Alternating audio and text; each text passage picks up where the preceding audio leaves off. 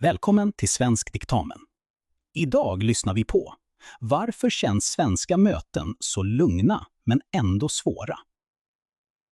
Lina hade arbetat i Sverige i drygt 1 år när hon började lita på sin svenska i de flesta situationer. Hon kunde skriva mejl utan att översätta varje mening i huvudet. Hon kunde förklara tekniska problem för kollegor som hade bråttom. Hon kunde till och med skämta försiktigt om vädret, semestern och den ständiga frågan om vem som hade bokat fel mötesrum. Ändå fanns det en situation som fortfarande gjorde henne osäker. Det var inte telefonsamtal, presentationer eller informella samtal vid kaffemaskinen. Det var de vanliga svenska arbetsmötena. På ytan såg de enkla ut. Alla kom i tid. Någon öppnade agendan. Någon annan delade en skärm. Tonläget var lugnt, nästan vänligt, även när frågan var känslig. Ingen avbröt särskilt mycket. Ingen höjde rösten. Ingen sa det rakt ut att en idé var dålig. Men efteråt gick Lina ofta tillbaka till sitt skrivbord med en märklig känsla. Hon hade förstått orden, men inte alltid vad som egentligen hade hänt. Hade gruppen fattat ett beslut? Hade någon invänt utan att säga emot? Var frågan löst, parkerad eller på väg till ännu ett möte? Varför kunde ett samtal kännas så mjukt och ändå lämna så många osynliga spår? En måndagsförmiddag kallades Lina till ett möte om en ny funktion i företagets interna planeringssystem. Funktionen verkade tekniskt enkel. Den skulle göra det möjligt för projektledare att se risker tidigare och jämföra status mellan olika team. Lina hade varit med och tagit fram den första prototypen.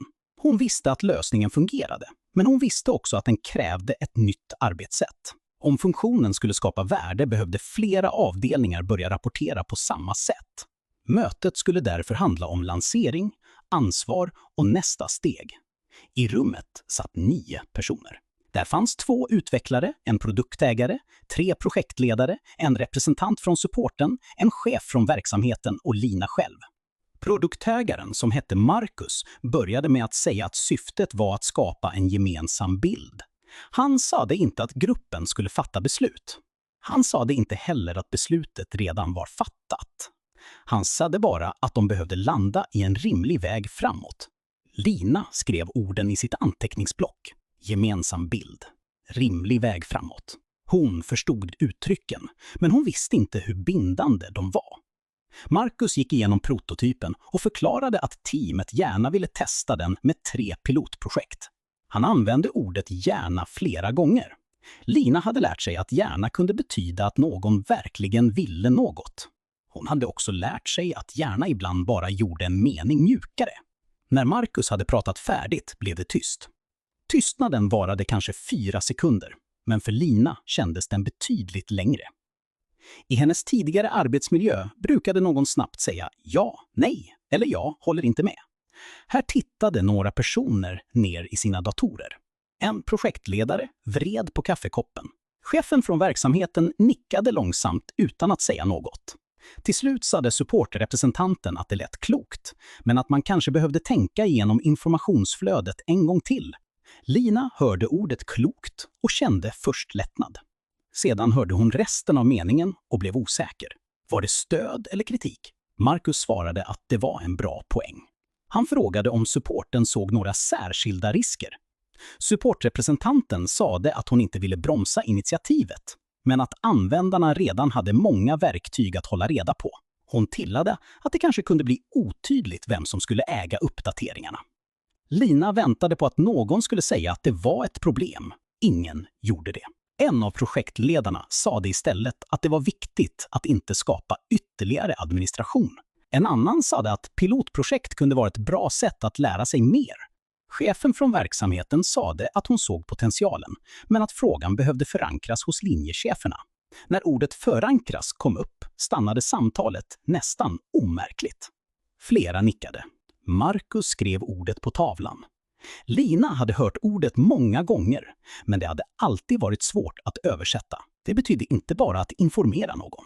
Det betydde inte heller exakt att be om tillstånd. Det handlade om att få människor att förstå, acceptera och känna sig delaktiga innan något började gälla. I vissa organisationer var förankring en styrka. Den kunde minska motstånd, upptäcka problem tidigt och skapa ansvar hos fler än den lilla grupp som hade kommit på idén. Men för Lina kunde förankring också kännas som en dimma. Vem behövde förankras? Hur länge skulle det ta? Vem kunde säga att förankringen var tillräcklig? Och vad hände om någon aldrig riktigt blev positiv? Mötet fortsatte. Marcus frågade om gruppen kunde gå vidare med ett begränsat pilottest. Projektledaren Sara svarade att hon i princip var positiv. Hon betonade orden i princip. Hon sade sedan att hon behövde stämma av med sin styrgrupp innan hon kunde lova något. Lina skrev ner ännu ett uttryck. Stämma av. Det lät enkelt och nästan vardagligt. Men i praktiken kunde en avstämning betyda flera olika saker. Den kunde vara ett snabbt samtal i korridoren. Den kunde vara ett mejl med 2 frågor. Den kunde också vara ett nytt möte med ny agenda, nya deltagare och nya försiktiga formuleringar. En utvecklare bredvid Lina viskade nästan ohörbart att nu började kalenderkedjan. Lina låg, men hon visste att han bara halvt skämtade. När 40 minuter hade gått sammanfattade Marcus läget. Han sade att gruppen verkade positiv till idén som sådan. Han sade att det fanns några frågor kring ansvarsfördelning, informationsflöde och förankring. Han föreslog att Lina och han skulle ta fram ett kortare beslutsunderlag. Sedan skulle Sara stämma av med sin styrgrupp. Supporten skulle titta på användarperspektivet. Verksamhetschefen skulle undersöka vilka linjechefer som behövde involveras. Alla nickade. Ingen protesterade. Mötet avslutades 3 minuter före utsatt tid. På väg ut sade Marcus att det där gick ganska bra. Lina svarade att hon också trodde det, men att hon inte var helt säker på vad gruppen hade bestämt. Marcus skrattade inte. Han såg snarare ut som om frågan var rimlig. Han sade att de hade fått ett försiktigt grönt ljus. Ett försiktigt grönt ljus var ännu ett uttryck som Lina behövde tolka. Det var inte ett ja, men det var inte heller ett nej. Det var ett ja, under förutsättning att nästa lager i organisationen inte sade nej. Lina frågade om de kunde börja bygga resten av funktionen. Marcus skakade på huvudet och sade att det vore lite för tidigt. De kunde förbereda, förtydliga och ta fram material. De skulle däremot inte låsa lösningen innan ansvar och ägarskap var tydligare. På eftermiddagen satt Lina med Marcus i ett mindre mötesrum för att skriva beslutsunderlaget. Hon frågade honom varför ingen hade sagt direkt att de var osäkra. Marcus funderade en stund innan han svarade. Han sa att många svenska möten bygger på tanken att motstånd helst ska uttryckas som ett bidrag till helheten. Man säger inte alltid att en idé är fel. Man pekar på en risk, en oklarhet eller en grupp som inte är involverad. Kritiken finns där, men den kommer ofta förpackad som omsorg om processen. Lina tyckte att det lät både klokt och ansträngande. Om kritik var för mjukt formulerad kunde hon missa den. Om hon själv uttryckte sig för direkt kunde hon framstå som hård, även när hon bara ville spara tid. Marcus nickade. Han sade att det var en verklig balans. För mycket direkthet kunde låsa människor vid positioner. För mycket indirekthet kunde skapa oklarhet och låta ansvar flyta runt utan att fastna någonstans. Han sade att erfarna mötesdeltagare ofta lyssnar mer på små markörer än på stora ord. Uttryck som intressant, kanske, det beror på, värt att titta på och inte helt okomplicerat kunde bära mycket information. Lina skrattade och sade att inte helt okomplicerat ibland verkade betyda mycket komplicerat. Marcus låg och sade att det var en rimlig tolkning. De började skriva underlaget. Först beskrev de problemet. Sedan beskrev de nyttan med funktionen. Efter det listade de förutsättningar, risker och möjliga pilotprojekt. Lina ville skriva att funktionen borde införas eftersom den skulle förbättra planeringen. Marcus föreslog en mjukare formulering.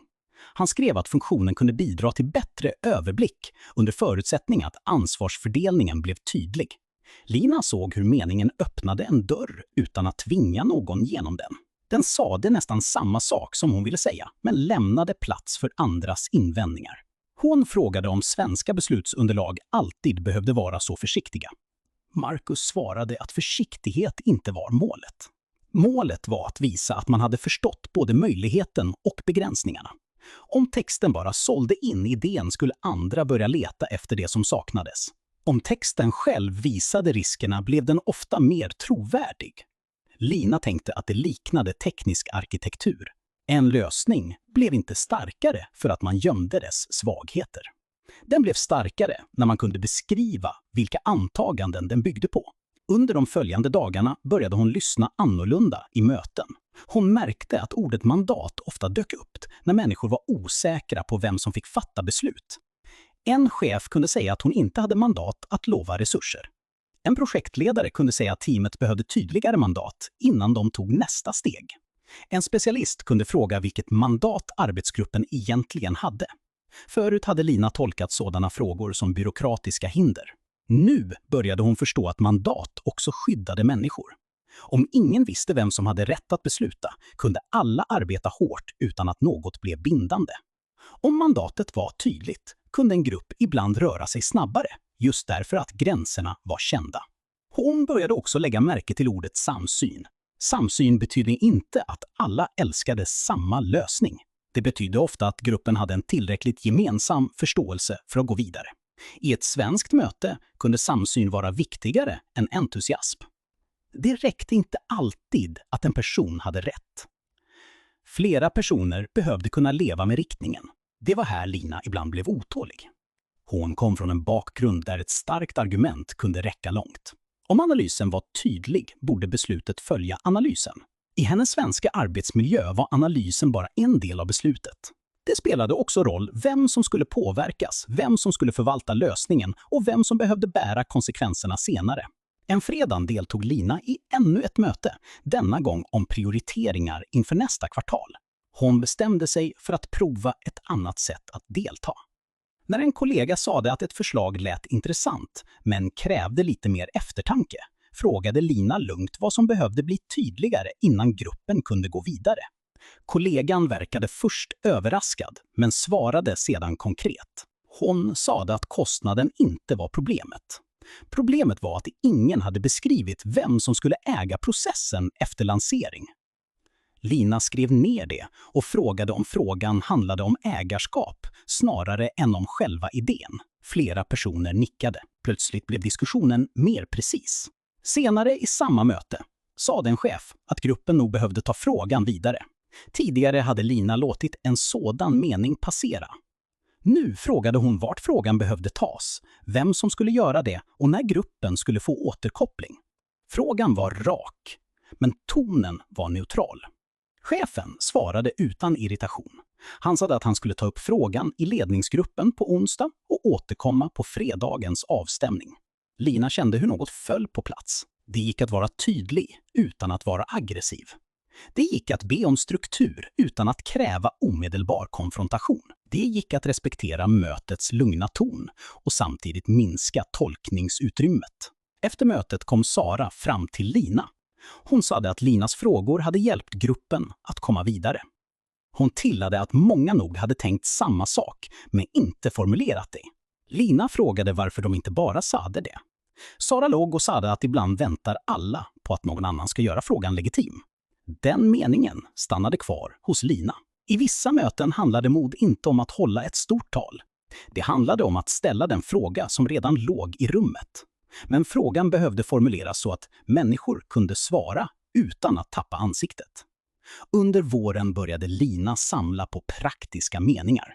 När något var oklart kunde hon säga: "Jag vill bara säkerställa att jag förstår beslutspunkten." När många höll med på ett vagt sätt kunde hon fråga: "Betyder det att vi är redo att gå vidare? Eller behöver något förankras först?" När någon uttryckte en försiktig invändning kunde hon säga: "Jag hör att det finns en risk här. Kan vi formulera den tydligare?" När ansvaret började flyta kunde hon fråga: "Vem äger nästa steg efter mötet?" När ett beslut verkade bero på någon som inte var i rummet kunde hon fråga: "Vilket mandat har vi i den här gruppen?" De här meningarna gjorde inte mötena enkla, men de gav Lina verktyg för att navigera utan att gissa lika mycket. Hon lärde sig också att allt viktigt inte händer under själva mötet. I hennes svenska arbetsmiljö började många beslut före mötet, genom korta samtal, utkast och avstämningar. Under mötet testades om riktningen kunde hålla. Efter mötet fortsatte arbetet genom uppföljning, justeringar och nya små förankringar. Om man bara lyssnade på den formella agendan missade man därför en stor del av beslutsvägen. Lina började boka korta samtal före större möten. Hon frågade kollegor vad de såg som den största risken. Hon frågade vilka personer som borde vara informerade. Hon frågade om det fanns historik som hon behövde känna till. De samtalen tog tid, men de gjorde själva mötena mindre förvirrande. Hon började förstå varför vissa svenska kollegor verkade så förberedda utan att dominera rummet. De hade ofta gjort en del av arbetet innan mötet började. Det betydde inte att mötet var ett spel. Det betydde att mötet var en synlig punkt i en längre process. En dag frågade en ny kollega från Spanien, Lina, om svenska möten alltid var så svåra att läsa. Lina märkte att hon nästan började skratta eftersom hon kände igen frågan så väl. Hon svarade att mötena kunde kännas lugna eftersom människor ofta försökte undvika öppen konflikt. Men hon sade också att lugnet inte betydde att ingenting stod på spel. Under ytan fanns frågor om mandat, förtroende, ansvar, resurser och relationer. Den som ville förstå mötet behövde lyssna efter både ord och funktion. Vad försöker den här kommentaren göra? Öppnar den en möjlighet? Markerar den en risk? Flyttar den ansvar? Ber den om mer förankring? Försöker den bromsa utan att säga nej? Den nya kollegan suckade och sade att det lät som ett helt extra språk. Lina svarade att det kanske var just det. Man kunde tala svenska flytande och ändå behöva lära sig mötessvenska. Mötessvenska bestod inte bara av ord. Den bestod av pauser, sammanfattningar, försiktiga verb, öppna frågor och meningar som lät neutrala men ändrade riktningen. Den bestod också av förmågan att skilja mellan artighet och acceptans. Alla trevliga kommentarer var inte stöd. Alla kritiska frågor var inte motstånd. Alla tystnader betydde inte samtycke. Ibland betydde tystnaden att människor tänkte. Ibland betydde den att någon var osäker. Ibland betydde den att frågan redan hade flyttats till ett annat rum, ett annat forum eller en annan beslutsnivå. När Lina tänkte tillbaka på sitt första år insåg hon att hon inte bara hade lärt sig fler ord. Hon hade lärt sig att ett möte är en social konstruktion. Det är en plats där information, relationer och ansvar förhandlas samtidigt. I en svensk arbetsmiljö sker den förhandlingen ofta med låg röst. Det kan vara inkluderande eftersom fler får tid att tänka och färre pressas in i hårda positioner. Det kan också vara exkluderande eftersom nya personer inte alltid ser reglerna.